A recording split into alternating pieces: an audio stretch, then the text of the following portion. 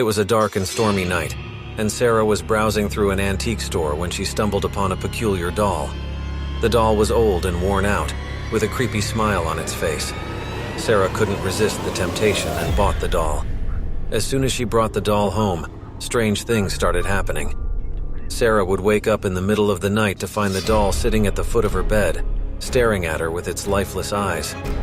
She tried to ignore it, thinking it was just her imagination playing tricks on her. But things got worse when Sarah's friends came over for a sleepover. They were all sitting in the living room, chatting and having fun when they heard a creaking sound coming from Sarah's room. They went to investigate and found the doll sitting on the bed, its head turned towards them.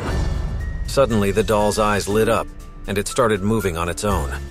It levitated in the air and flew towards them, making them scream in terror. The doll then disappeared into thin air, leaving Sarah and her friends shaken and scared. From that day on, Sarah started experiencing nightmares of the doll coming to life and attacking her. She tried to get rid of it, but every time she threw it away, it would magically reappear in her house. One day, Sarah decided to seek help from a paranormal investigator. The investigator revealed that the doll was possessed by an evil spirit that was using it as a vessel to torment Sarah.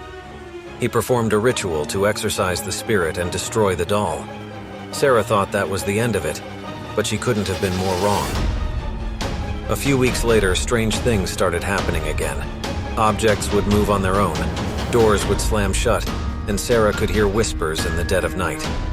She knew that the evil spirit had not been exorcised and was still haunting her. She decided to do some research and found out that the doll was not just any ordinary doll. It had a dark past and was once owned by a woman named Mary. Mary was a witch who had used the doll as a vessel to perform dark magic. She had sacrificed innocent children to appease the evil spirits and gain more power.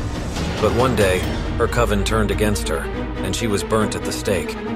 The doll was believed to have been destroyed along with Mary, but it had somehow survived and had been passed down through generations until it ended up in Sarah's possession.